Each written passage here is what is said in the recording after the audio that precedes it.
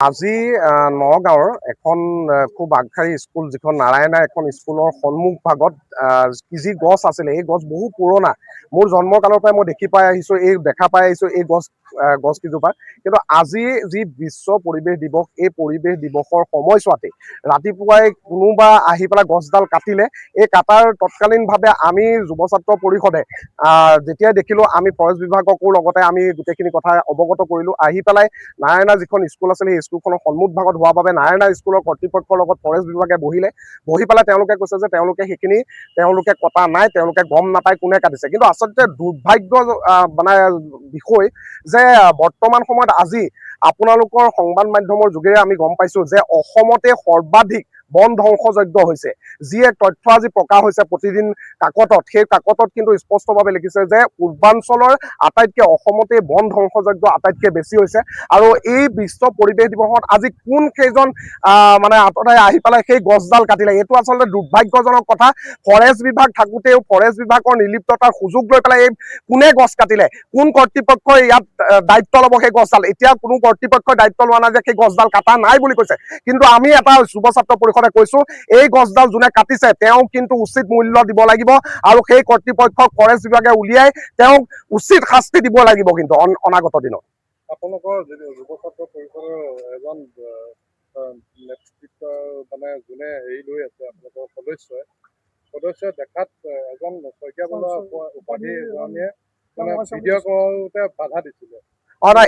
নাই, সেইকাৰণে আচৰিত কথা, এই যে গছ কাটোতে বাধা দিয়াটো, এইটো আচলতে সাংঘাতিক এটা কথা। সেই সময়ছোৱাত আমাৰে এজন সতীৰ্থক যেতিয়া গছডাল কাটি থকাৰ সময়ত ভিডিঅ' লৈছে, সেই ভিডিঅ'ৰ সময়ত কিন্তু তেখেতক আচলতে সেই গছডালৰ সেই কাটি থকাৰ ভিডিঅ' ল'বলৈ দিয়া নাইকিয়া।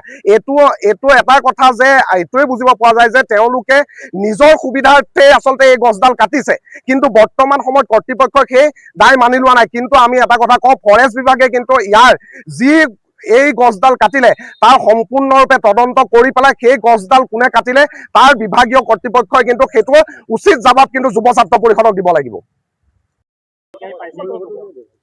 নাই, ইয়াৰ ব্যৱস্থা আমি নিশ্চয় ল'ম। কথা হ'ল কি, আমি আপোনালোকৰ থ্ৰু দিয়ে বা অন্যান্য চ'ৰ্চত দি গম পালোঁ যে ইয়াতে গছৰ দানি কাটিছে, এইটো ভুল কাম কৰিছে। আমি অনুসন্ধান গম পালোঁ, আমি আগটো কাটিছে, হেৰি কৰিছে, এইটো ইউক্যালিপটাছ গছ হয়। এইটো অন্ততঃ ৰোড চাইড গছ হয়, কাটিব নালাগে, তেওঁলোকে এইটো ভুল কৰিছে। আমি এইটো তদন্ত কৰিম, ইয়াৰ ব্যৱস্থা ল'ম। নাই, এইটো নিদিয়েও, পাৰ্মিশ্যনো নিদিয়ে। গতিকে এইটো আমি তদন্ত কৰি উচিত ব্যৱস্থা ল'ম। নিশ্চয় নিশ্চয় আমি তদন্ত কৰিম, কৰি ইয়াৰ ব্যৱস্থা নিশ্চয় ল'ম। ধন্যবাদ। ৰাতিপুৱা ঠিক দুপৰীয়া মানতে আমি আহিছিলোঁ, ডিম্বৰুগুৰিত আমি বস্তু দি আছিলোঁ। তেনেকুৱাতে দেখা পালোঁ ইয়াতে কেইজনমান গছ কটা মানুহে গছখিনি কাটি আছে। যিহেতু আজি 5 জুন বিশ্ব পৰিৱেশ দিৱস, আমি সকলোৱে জানোৱে আজি পৰিৱেশ সংৰক্ষণৰ কাৰণে জিলা প্ৰশাসনৰ বিভিন্ন জিলাতে হওক, স্কুলতে হওক বা অনুষ্ঠান প্ৰতিষ্ঠানতে সকলোতে একোটিকৈ গছ পুলি ৰোপণ কৰে। কিন্তু তাৰ সম্পূৰ্ণ বিপৰীত ছবি যি দেখা পোৱা গ'ল এই নাৰায়ণা স্কুলৰ বাকৰিত, ইয়াত ডিম্বৰুগুৰিয়ে আপোনাৰ এই যিখিনি গছে দৈনিক পথাচাৰীসকলক এই উৎকট গৰমত কিছু হ'লেও সকাহ দিয়ে, কিন্তু সেই গছ কেইজোপা ইউক্যালিপটাছ জোপা আজি কাটি থকা দেখা পাই মনটোত বহুত দুখ লাগিলে। যিহেতু চৰকাৰখনে সকলো সময়তে গছ গছনিক অত্যাচাৰ কৰিয়ে থাকে, ফ্লাইঅভাৰ বনোৱা নামতে হওক বা ৰাস্তা সম্প্ৰসাৰণ কৰাৰ নামতে হওক গছখিনি কাটিয়ে থাকে। কিন্তু আজি 5 জুন বিশ্ব পৰিৱেশ দিৱস বুলি তেওঁলোকৰ হৃদয়ত আচলতে পুতৌ বুজিব লাগিছিলে যে আজি এটলিষ্ট গছখিনিক আমি অকণ ৰেহাই দিওঁ, কিন্তু নহয়। তেওঁলোকে গছ কাটিলে, কোনে কাটিলে, কিয় কাটিলে সেইটো আমি নাজানো, কিন্তু ইয়াৰে কাষতে থকা মানুহক সোধোতে ক'লে যে অফিচৰ পৰা গছখিনি কাটিছে, ইয়াৰ 4 দিনমান আগত অফিচৰ পৰা গছখিনি চাই গৈছিলে। কিন্তু যোনসকলে চাইছে তেওঁলোকৰ মাজতো অফিচৰ মানুহখিনিয়ে গম পায় যে আজি 5 জুন বিশ্ব পৰিৱেশ দিৱস, তেওঁলোকৰ মনত কি সেইটোও নাহিলে নেকি? আৰু ইয়াত গছ কাটিবলৈ পাৰ্মিশ্যন জিলা প্ৰশাসনে বা ফৰেষ্ট অফিচে ক'ৰ পৰা দিলে, কেনেকৈ দিলে, সেইটো তদন্ত আওতালৈ আহিব লাগে। ফৰেষ্টক জনাইছোঁ, হয়, জনোৱা হৈছে।